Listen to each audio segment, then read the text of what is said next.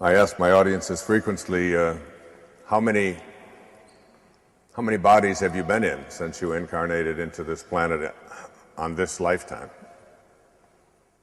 Because one of the great teachers and sages of my life, a man named Muktananda in India, was asked the question, what is real, Swami? What is real?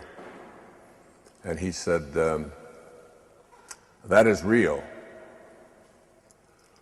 which never changes. So anything that is changing doesn't meet the definition of being real. So who are you? What part of you meets that definition? Certainly not that body that you're in. We've all been in so many bodies since we showed up. We were all in a little body about this big that weighed 7 or 8 or 9 pounds. And we were all in a body that was this big, a little toddler, and a teenage body, and a 20-year-old body, and for some, a body that has gone on, we've been in many bodies up and through the 70s and 80s, like myself, 71 years of age. And if you think that body that you are in is real, then you must have thought that about your 10-year-old body as well.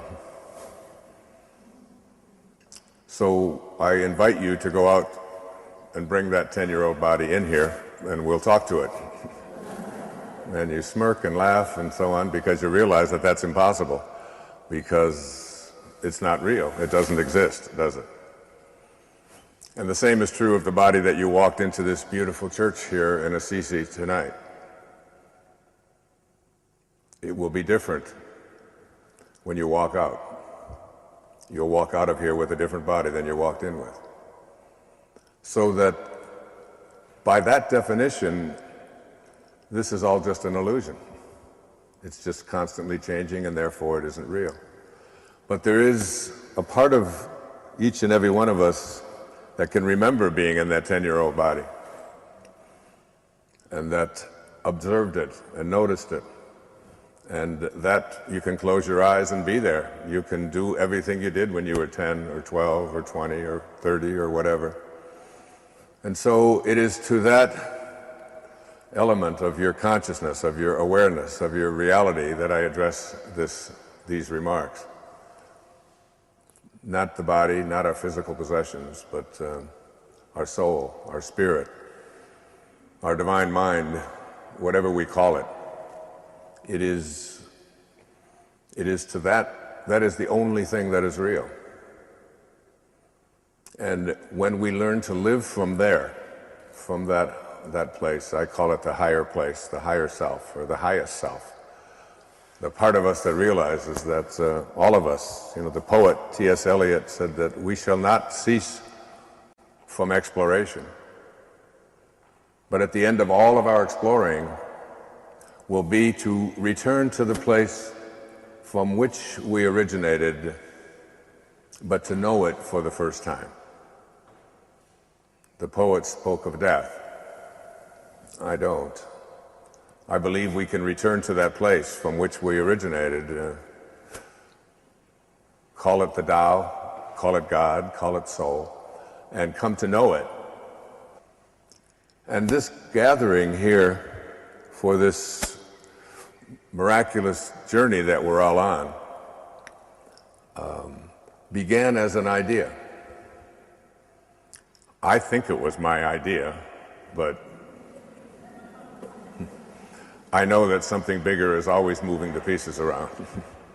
And I'm always aware that even though I think that it's me making the choices, I also know that I'm also the spear carrier, or the extra, in a much, much larger drama. And that I am being told how to be. And the more I listen to that voice, that calling, that pulls me in a direction away from where I was in the earlier part of my life, when I lived my life on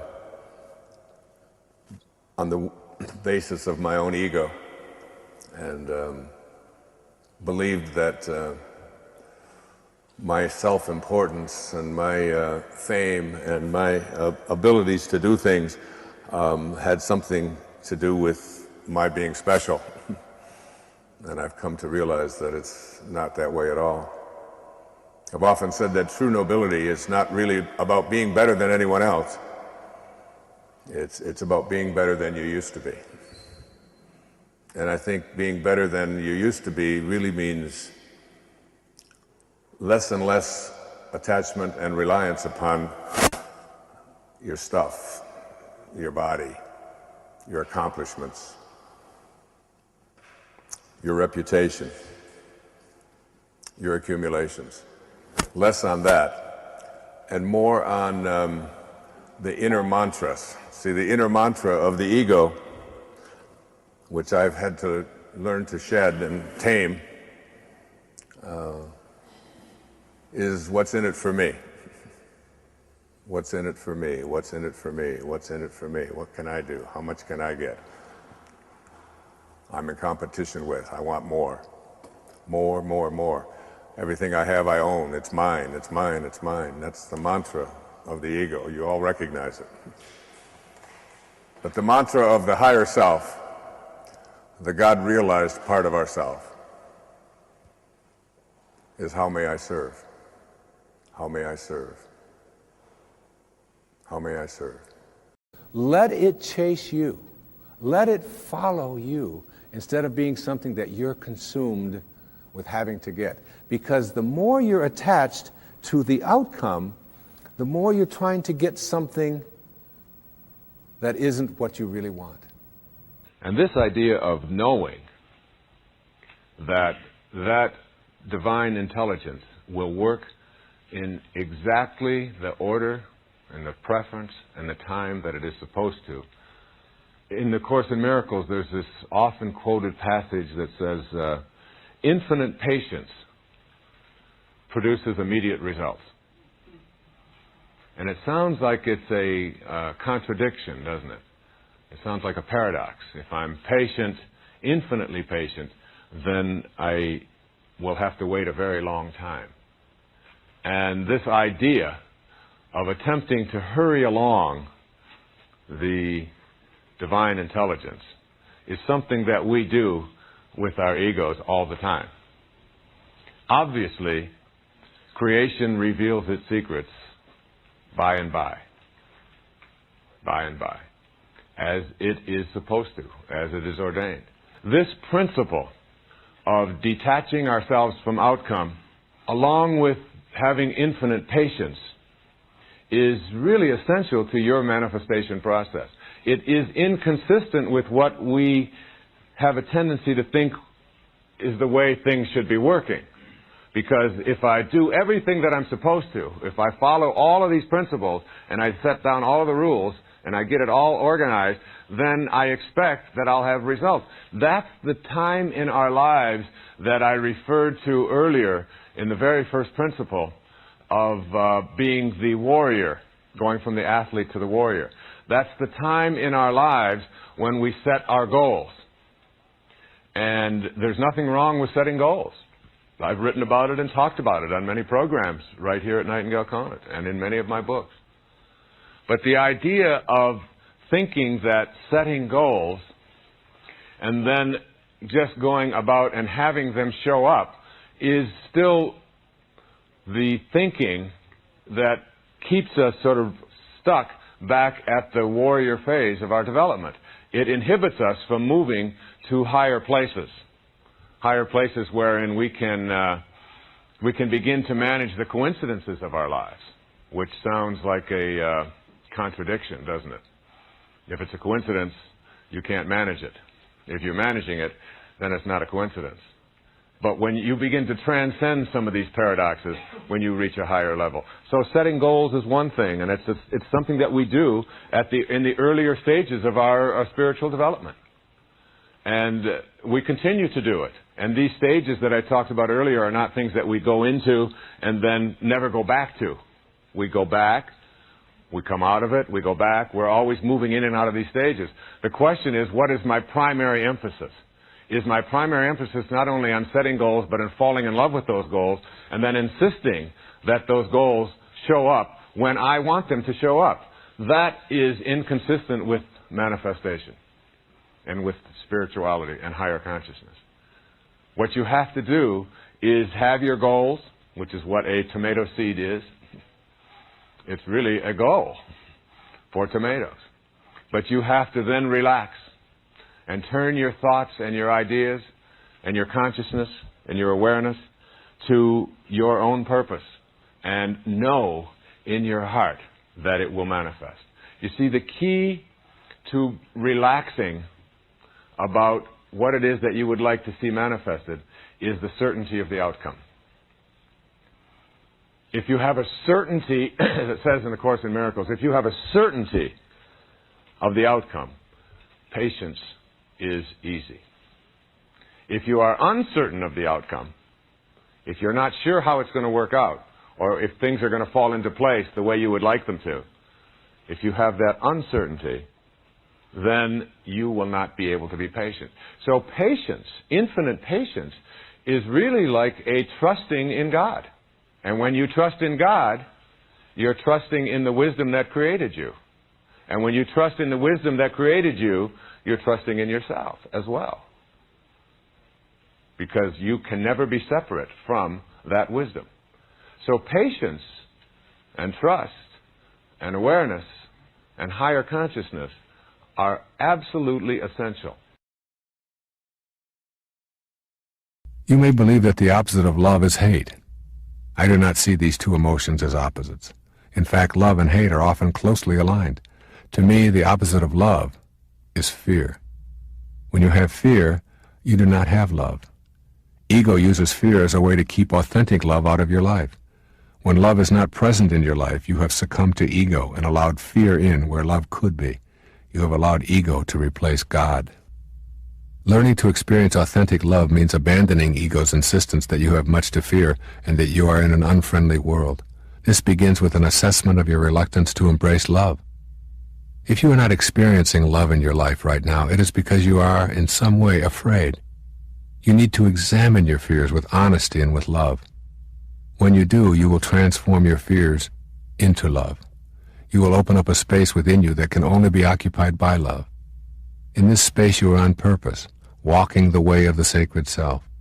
But first, you must see how you substitute fear for love. Your ego steadfastly promotes fear because it fears authentic love itself. This false self helps you convince yourself that you are in some way incomplete. That is the source of all fear. Afraid of having your emptiness, your incompleteness exposed, you expend a lot of energy creating a false image of happiness. The fear about exposing the emptiness keeps you seeking relationships that ego tells you will satisfy the longing within you. What happens is that you enter a relationship starved for the love that is your higher self. Your inner hunger is masked, pretending to be something else.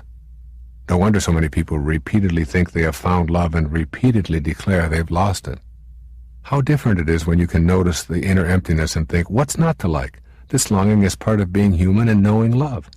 Then you will let ego know that fear is not your choice. Love is your choice. Just imagine how our system might be if people knew they were already complete. What would you need to purchase? What would you need to have to own? Who would you have to impress? Who would you need to have on your arm? The answers give you an idea of how much we rely on the fear that we are incomplete and unacceptable as we are, and how unaware we are of our divine connection. The fear that is a substitute for love is simply a fear of being unacceptable. Virtually all fears can be traced directly back to self-esteem. If you love yourself, you will be able to transform your fears with love rather than allow them to direct your life. If you have an inner feeling of being complete and whole, knowing the loving presence that is there, then fear becomes a loving invitation to know more or to change something in your life. Fear will no longer threaten you as it did when you are unacquainted with your higher self. The inability to rely on the love that is our very essence shows up in many forms. Your ego wants you to believe that you are unacceptable and will gleefully assist you in creating an image to prove that it is so. Manifestations like obesity and personal slovenliness and eating disorders often are the fear-based projection of yourself. Ego can influence you to shun all efforts to be loved by others by refusing to allow the risk of an intimate encounter or the development of an intimate relationship. Ego often makes you selfishly pursue your own goals at others' expenses. You engage in perpetual conversation about yourself. We often use economic, social, and other types of excuses to defend behavior that does not extend love. For instance, you might excuse unloving or inconsiderate behavior because it's only my job, or because everyone else does it. Expressions of disgust or rudeness towards others are based on ego. They are heard in stores, on freeways, in offices, at airports, in restaurants, any place you are in your daily life. These are some of the common expressions of a fear-based ego struggling to keep you away from the experience of love that is your true essence. Before you begin to change these behaviors and thought patterns, you need to examine the payoffs. What is some part of your receiving as a payoff for listening intently to ego? Your ego works for its living. Its payoff is not money, but just in keeping alive. Your ego is not open to making contact with God because it would be immediately put out of business. Your ego is in direct conflict with your true purpose for being there. You are here to give and receive love. Your ego protects you from that vision by keeping you in a belief system that declares you are separate and special. By hanging on to the fears of your insufficiency, you can avoid taking any risks. As long as you have self-doubt and all of its attendant fears, you are guaranteed to stay in servitude to your false self. Your ego thrives on guilt. Your higher self knows that you should forgive yourself, learn from mistakes, and release feelings of fear and anxiety. But ego hands you guilt so that it will thrive. Guilt is the inner fear that you should pay a price for any and all mistakes you have committed in your life. Thus the ego convinces you that you must feel guilty, and it keeps you removed from your true spirit. Your ego doesn't reject love. The polite background ego voice whispers that love is a high ideal, but one that is loaded with danger. It warns you to not give too much love because you may be taken advantage of. Because you are so special, it tells you others want to take advantage of you. Ego promotes inauthentic love. In your relationships with others, your ego convinces you that your partner is just what you need to fill the emptiness within you. This is a great ruse that will forever keep you from knowing love and peace. Make a copy of this passage from Walt Whitman's Leaves of Grass. Tape it to your mirror and read it every morning. It will help stimulate the inner opening to the love you seek and dissolve fears if you are willing to do what the poet suggests. He says, "I exist as I am, that is enough. If no other in the world be aware, I sit content. And if each and all be aware, I sit content. One world is aware, and by far the largest to me, and that is myself. And whether I come to my own today or in 10,000 or 10 million years, I can cheerfully take it now, or with equal cheerfulness, I can wait." Remind yourself that God created you in perfect love, that is changeless and eternal. As you recognize and affirm this aloud each day, you will lose your fear of inadequacy and incompleteness. Constantly recalling the affirmation of being a creation of God beyond the world of the manifest will chase the fears away. Forgive yourself and welcome love back into your life. And in the New Testament it says, "Do not be conformed to this life, but be transformed of it." An interesting notion. And what is all matter on our planet, and how is it created, other than that which was given to us by God? What is it? All matter is through form, an idea, a thought. I want to invent chalk, I want to make a microphone, I have a thought, and then I manipulate through my form and create matter. What did Jesus do? What did Buddha do? What did Sai Baba do? What did great spiritual leaders do? Do you believe in the miracles of those spiritual people? I mean, do you really believe? Christ said, "All that I can do, you can do, and greater things." How many of you believe in this room that those miracles really happened or that they're just fiction? How many believe that they really happened? I do too. I know that I can do them too. I wonder how many of you know that you are capable of miracles. Miracles. I'm not here to preach religion at all. I'm here to talk about transformation. What is materializing an object? What is changing water into wine? What is that? But a transformation. It is not using the form. going beyond it. Now, where is the place in your life where there are no boundaries? There is no limit. No limit whatsoever. The only boundaries we have are in form. And as long as you believe you are form, you're going to always have boundaries and obstacles. When a woman said to me in a church, "What are the obstacles to my achieving full happiness?" I said, "The belief that you have to have obstacles. That's all."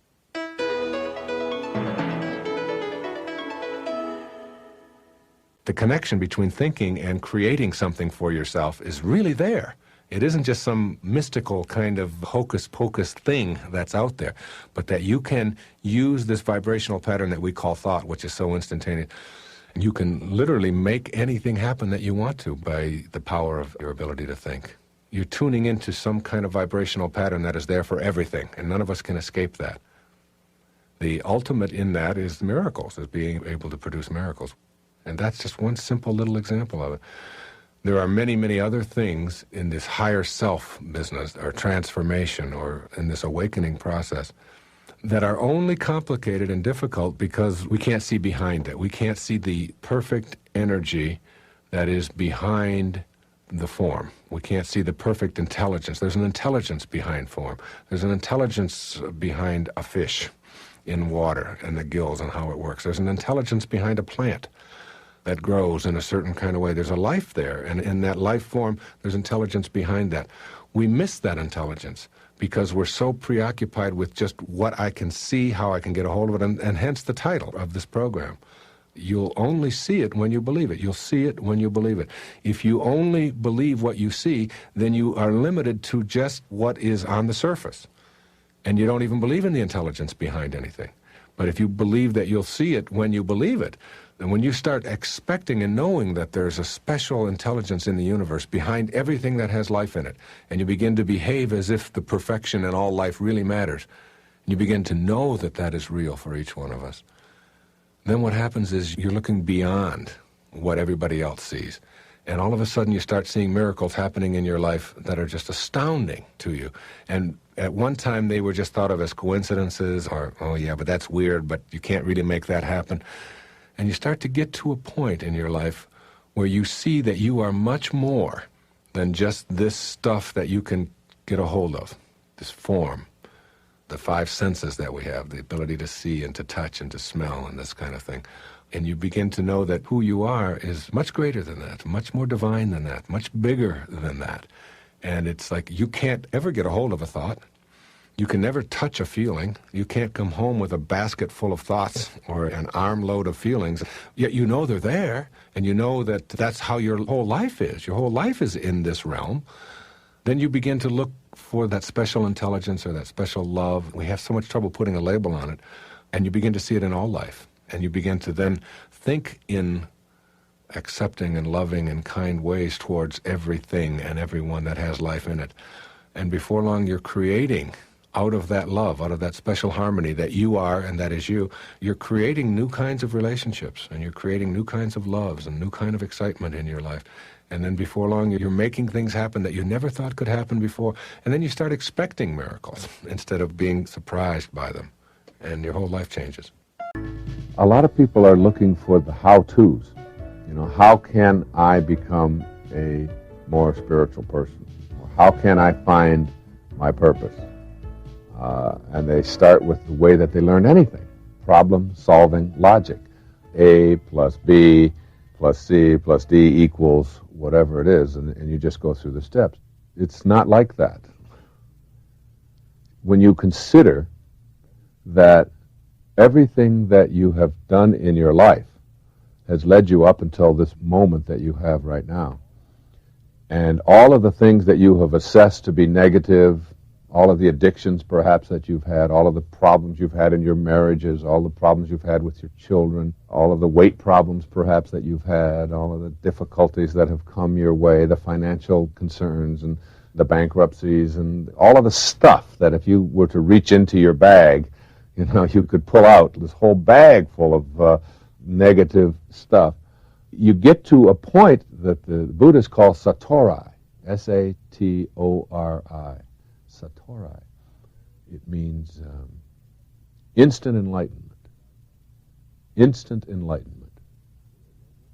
And the Buddhists believe, by and large, that enlightenment is something that happens in instants. It happens in moments. It's like I've talked about at some of my other tapes about going through the gate.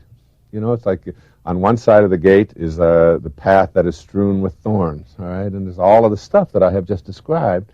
And then there's this gate ahead of you. And then on the other side of the gate is this garden. And there's this flowers, and it's just magnificent, and there's happiness, and there's bliss, and there's fulfillment, and there's all of this wonderful stuff on the other side. But you can't get through the gate. And then comes the moment in your life when you go through the gate. You just go through. You know, the thorns that were there don't matter anymore. The obstacles are no longer obstacles. It's just and it's like, boom, instantaneously, you are now on a different path altogether.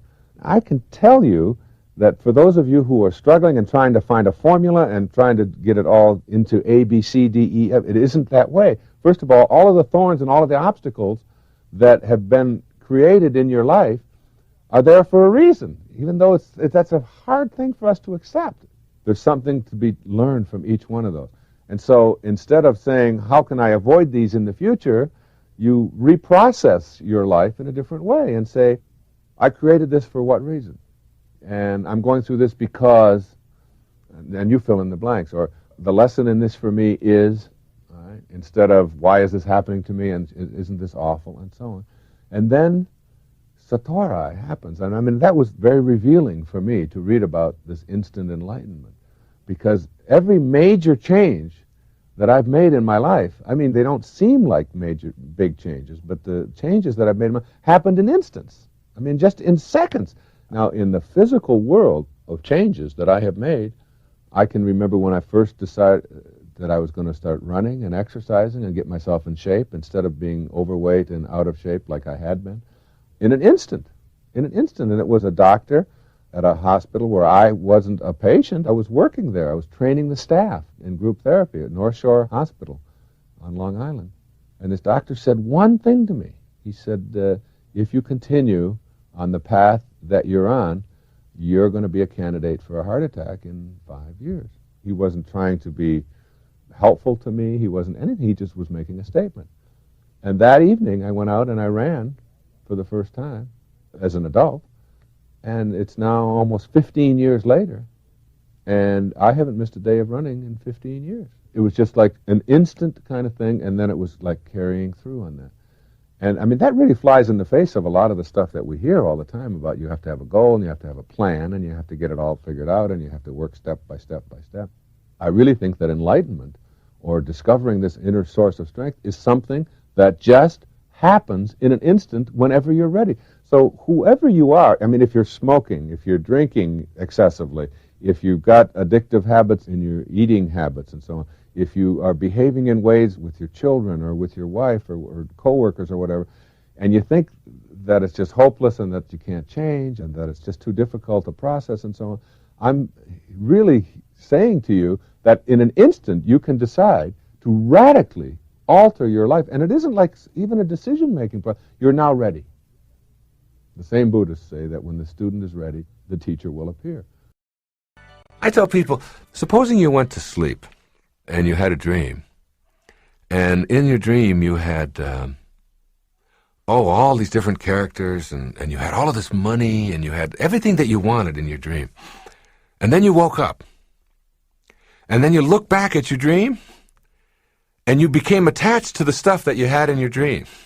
And you said, wait a minute, I want that. There was gold in there. There was silver. There was all of these friends. I had a Ferrari there. I mean, all of this. I got to have that. Somebody would come away and cart you off and put you in a rubber room and say, that was a dream.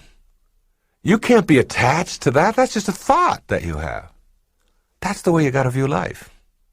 Instead of it being an 8-hour dream, it's an 80-year dream or a 90-year dream. And at the end of the dream, you don't want to be looking back at all of the stuff that you wish you could still have, because you can't have it. You don't get any of that. So you try to detach yourself now, while you're here, while you're alive, from the need to have that stuff. Instead, you just let it sort of all flow. As absurd as it would be for you to be attached to the stuff that you had in your dream, it's that absurd for you to be attached to the stuff that you're having in this dream.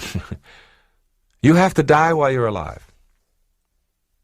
Now that's a very hard concept for people to get. But you have to experience your own death while you're alive. Let me tell you a story.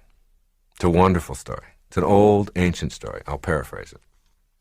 There was a hunter who lived in India, and he would go to Africa every 2 years, and he would bring back animals and prizes and things like that. Well, one year he took off and he went to the jungle, and he discovered this large enclave inside the jungle, and it was filled with beautiful parrots, beautiful birds, multicolored, and they all talked. And he couldn't get over it. And he put a net out over one of the trees, and he captured one of the parrots. And he put the parrot in a cage. And he brought the parrot back to be with him in India as his pet. And he fed the parrot sunflower seeds, and he fed him rice, and he took wonderful care of him. He was very good. Kept him in the cage. 2 years went by, and he talked to the parrot every day. And he said to the parrot, "I'm now going back to Africa. Is there anything you would like me to say to your friends back there in the jungle when I'm back there?" The parrot said, "Yes. Tell them that I'm very happy in my cage. Tell them that I am joyful and that I love being in my cage here with you. Just tell them that." The hunter went back to Africa. He went back to the place in the jungle where he had been 2 years before. And he told the story. He said, "Your friend that I took back has a message for you. And the message is that he is happy in his cage, that he is joyful with me, and that he has no regrets." At the instant of hearing that, a bird on one of the branches keeled over and dropped dead. Dropped dead. Stiff. The hunter assumed that he was just filled with sorrow at hearing of what had happened to his friend. So he went back to India, and he told his parrot what had happened. He said, "I went back and I did just as you said. And I told them all out there, and at the moment that I told it, apparently one of the parrots was so upset that he'd missed you so much that he just dropped dead. And at the instant that that happened, the parrot in the cage keeled over, dead. His legs went straight up in the air, and he went stiff." The hunter was beside himself. He couldn't figure out how could this happen. And he took the dead parrot out of the cage, opened it up, and threw it out on the woodpile. The instant that the parrot landed on the woodpile, he flew up to the branch. And the hunter said, "You tricked me. What is this? I thought you were dead." And the parrot said, "My friend was sending me a message. He told me, by his actions, that in order for you to escape from your cage, you must die while you're alive." Okay, now that's an old story. That's an ancient story that's been told over the years. What does it mean? I mean, don't you see that this is a cage? That the whole planet is a cage? If you can just stand back far enough and see that we're still restricted by the limitations placed on us as human beings. We're stuck here, or maybe in our homes, or in wherever we are. We're all in cages. And even though we have more room to manipulate, we may even have a whole planet, we're still sort of in cages. Now, how do you escape from the cage that you're in? You have to die while you're alive. You have to literally experience your own death. All of us have to. All of us are going to die. So why not experience it in advance? And see yourself out of your body, gone, but able to look back at what's going on now. Just like the dream, where you have the dream and you have everything you want, but you're able to look back at it. As you do that, you begin to see the folly, the absurdity of hanging on to anything, of being attached to anything, of needing anything, of telling yourself that I can't be happy if, from the perspective of having died, but being able to look back on it just like the dream. As soon as you can do that, as soon as you can experience yourself formless, dimensionless, form and all of the attendant things that you hang on to become irrelevant.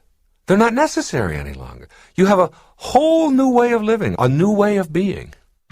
It's my experience that most people live their lives in the wake by hanging on to personal histories to justify their self-defeating behaviors and the scarcity in their lives.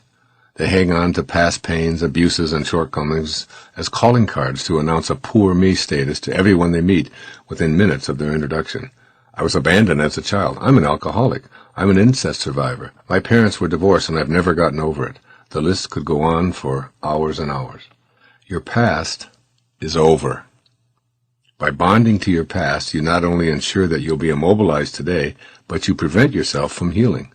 By referring to past struggles and using them as the reasons for not getting on with your life today, you're doing the equivalent of attributing to the wake the ability to drive the boat. This also works in reverse. Many people refer to the good old days that are gone forever as the reason why they can't be happy and fulfilled today. Everything has changed. No one respects anybody else like they used to. $1 used to be worth $1. Now everything is so overpriced. People don't seem to want to help out like they did in the past. When we were kids, we respected authority. Today's kids walk all over their parents. This is also living in the wake and assigning responsibility to the past for why you can't be successful or happy today. Getting out of the wake. Imagine a pencil with the ability to only write your past history. It has no use otherwise. All of your past is in that pencil. Are you going to keep it? What for? Are you going to give it up? Perhaps Omar Khayyam will inspire you with this poem written 1,000 years ago. The moving finger writes, and having writ moves on, nor all thy piety nor wit can lure it back to cancel half a line, nor all thy tears wash out one word of it. You can cry all night about the history in that pencil, all that it contains and all you wish you could erase or bring it back again, but all of your tears can't wash out one word of the past, as the poet-philosopher reminds you. You want to let go of your personal history that's symbolized by that pencil, but when you walk away from it, no matter how far you walk, you look back and there it is. You're ready to be rid of your personal history and to move fully into the present moment, but the pencil is always there when you look back. I suggest that you pick up the pencil and with compassion, allow the words, wounds, and pains of the past to be written, embraced, examined, understood, accepted, and loved for all that you've learned and experienced. The act of picking it up and embracing it will give you the strength to transform the past into song, poem, paint, or ritual if you feel called to do those things, or to throw it away in your unique way. Embracing your personal history. In a universe that's an intelligent system with a divine creative force supporting it, there simply can be no accidents. As tough as it is to acknowledge, you had to go through what you went through in order to get to where you are today, and the evidence is that you did. Every spiritual advance that you will make in your life will very likely be preceded by some kind of a fall or seeming disaster. Those dark times, accidents, tough episodes, periods of impoverishment, illnesses, abuses, and broken dreams were all in order. They happened so you can assume they had to, and you can't unhappen them. Embrace them from that perspective, with help if you need it, and then understand them, accept them, honor them, and finally retire and or transform them in your own way. I know someone who gives them a new job description. Become free to immerse yourself in this moment, the now that's called the present, because it's simply that, a present to open, relish, nurture, play with, and enjoy, and explore. All you get is now. The willingness and ability to live fully in the now eludes many people. While eating your appetizer, don't be concerned with the dessert. When reading a book, notice where your thoughts are. While on vacation, be there instead of thinking about what should have been done and what has to be done when returning home. Don't let the elusive present moment get used up by thoughts that aren't in the here and now. There's an irony to this habit of having your mind drift to other times and other places. You can only drift off in the now, because now is all you ever get. So drifting off is a way of using up your present moments. You do indeed have a past, but not now. And yes, you have a future, but not now. And you can consume your now with thoughts of then and maybe, but that will keep you from the inner peace and success you could be experiencing. It's doubtful that the other creatures waste the present in thoughts of past and future. A beaver only does beaver, and he does it right in the moment. He doesn't spend his days wishing he were a young beaver again, or ruminating over the fact that his beaver siblings received more attention, or his father beaver ran off with a younger beaver when he was growing up. He's always in the now. We can learn much from God's creatures about enjoying the present moment rather than using it up consumed with guilt over the past or worry about the future. Practice living in the moment and refuse to allow any thoughts based on your past to define you. Stop and take notice of all that's in your immediate space, the people, creatures, vegetation, cloud formations, building designs, everything. Stay in the present by meditating and getting closer to the ultimate now, which is God. God is only here and now. Think about this. God will not be doing anything different 1 hour from now than God is doing right now. And God is not doing anything different now from what God was doing 1,000 years ago. The truth is that you can only come to know God if you're willing to be at peace in the present moment. You will only come to truly know God when you give up the past and the future in your mind and merge totally into the now, because God is always here now. Very few people understand and live this principle, largely because of their conditioning and unwillingness to train their minds in present moment living. That's one of the reasons why I sometimes say that it's never crowded along the extra mile. On the extra mile, choosing inner peace and attracting success into your life while living in the present moment becomes a way of being. You can begin by releasing your personal history from your repertoire of available excuses for why you're not living in peace. The purpose of dancing at a dance floor is not to get to someplace else on the dance floor. Your purpose isn't to end up over here. Like, this is where we're going to end up. So all of this other stuff is irrelevant. Our purpose is to get here. We don't do that. When we dance, we enjoy every single step of the dance, all of the music. And wherever we end up is where we end up. It's just like enjoying a concert. I mean, the purpose of enjoying the concert isn't to get to the end. If that was the case, then the people who conducted the fastest would be the best. And people who wrote only finales would be considered geniuses. Dun, dun, dun, dun. Oh, that was fantastic. You see? It's like peeling a banana. You know, the purpose isn't to get to the other end. It's to enjoy every bite. And the same with life. If we, self-actualizing, fully functioning, highly spiritual people, the great teachers are people who didn't do what they did because they were going to make money off of it, because they were going to be approved of, because it was going to be enduring. They did it because it was what their heart told them they had to do. They have no investment in power or control over others. Their life is not about who I'm better than. See, true nobility is not about being better than somebody else. Everybody's better than somebody else at something and not as good as somebody else at something else. True nobility is about being better than you used to be. It's about growing in your life. That's what nobility is.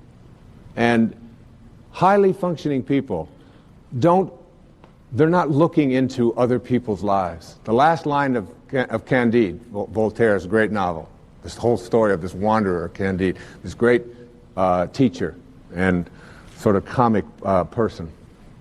The last line, I guess we'll have to learn to cultivate our own garden.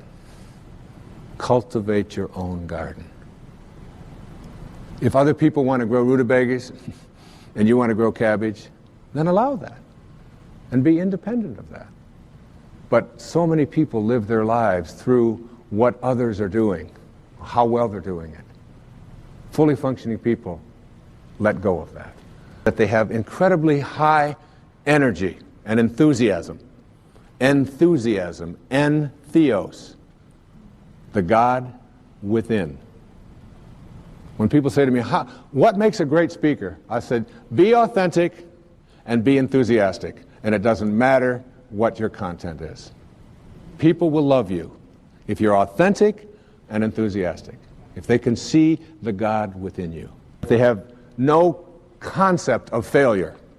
There's no such thing. If you take a golf ball and you put it up on a tee and you stand there and you swing at the golf ball and it dribbles off to the side, you haven't failed. You've produced a result. The question is, what do you do with the results you produce? Everything that you do produces a result. You can call it failure and say, well, I'm not good at this, I've never been very athletic, and apply all kinds of labels to yourself. But we should never, ever allow ourselves to think of ourselves as failures. nor should we ever place that label on anybody else, because you can't fail. It's just a judgment. The only difference between a flower and a weed is a judgment. It's just a judgment. And the difference between success and failure is just a judgment. You know, Edison, the great inventor, of course. You know, when asked the question, he had tried 25,000 different ways to invent a battery, and he still didn't have it. And finally someone said to him, how does it feel, someone of your stature, to have failed 25,000 times? He said, failed? I don't know anything about failing. He said, today I know 25,000 ways not to make a battery. What do you know? And every time you do something, every time you go, and it doesn't work, you learn something. And the question isn't whether you failed, it's what do I do with the results I produce. If you pick the golf ball up and put it back on there and say, all right, I'm going to correct that, and you do it again and again and again, eventually, if you go through the 4 pathways, if you practice the discipline and the wisdom and the unconditional love, eventually, when you surrender, you'll know how to hit a golf ball. But you'll never do it the moment you label yourself to be a failure.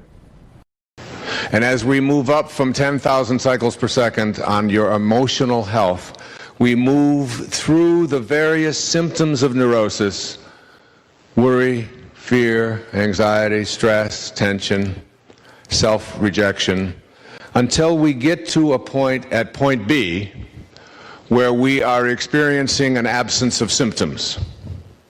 However, we know that at any moment, one phone call or one piece of news that is not consistent with what I expect, it's called dissonance. This cognitive or emotional or affective dissonance could literally create in me a state of immobility. So the right phone call or the right action, or somebody having an accident, or somebody not doing what I think they should, or somebody even saying something to me that I dislike, or whatever it might be, and I could instantly go back into 18, 16, 14, and perhaps even 12 and 11 and 10,000 cycles per second. It's been discussed that chronic depression is something that affects as much, I've heard estimates as high as 20% of the population.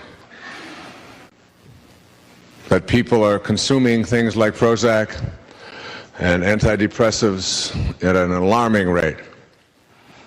And it's intriguing because there's no such thing as depression. I defy anyone to go out with a container and bring back any depression. The world is just the way it is, and there's no depression in it. There are only people thinking depressing thoughts, and then those depressing thoughts affecting our chemistry, our physical makeup, to a point where we become immobilized. There's no stress in our world. The world is the way it is. There are only people thinking stressful thoughts, and those stressful thoughts become our reality, our detachment from our source, our separation from our source.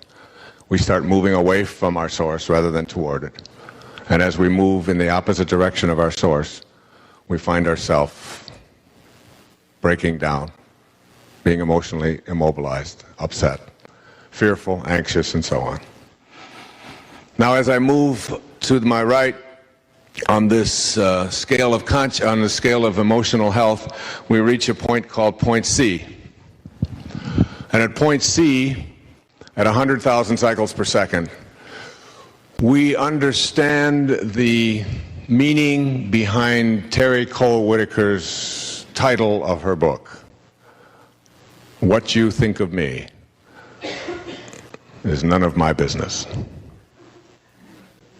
That is, I am living here at a state not in which I am unaffected by, emotionally, the things that occur in my life and in the life of those I love and I'm around, but that I cannot become immobilized by them. I will not allow myself to lose my sense of balance, my sense of connection to God, because of what someone out there might do, even if that someone is very, very close to me. the closest person in my life. I am independent of the good opinion of all of those around me. This is 100,000 cycles per second. Illustrative of it is a story that is told of the Buddha. And everywhere he went, he had all of these followers, but he also had people who were critical of him. And these people would find fault with him, and they would say things about him that were insulting, and they would be very inflammatory, and they would be extremely critical of him. And every time that they would behave in these ways towards the Buddha, he would respond with love, with kindness. That's all he could ever say. And one day one of his students said to him, "I just don't understand.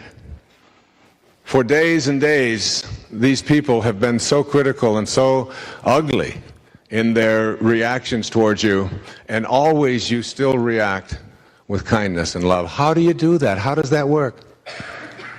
And the Buddha responded with something that I think is very, very relevant to our lives. He said, if someone offers you a gift, and you do not accept that gift, to whom does the gift belong? And that was his answer. If someone offers you a gift of their hatred, of their criticism, of their bitterness, of their tension, of their fault-finding, if they offer this to you, but you don't accept it, to whom does it belong? Why, it's theirs. And the Buddha was saying, why would you ever choose to allow yourself to become depressed, upset, immobilized over something that belongs elsewhere? It's not yours. You don't own it. What you think of me is none of my business.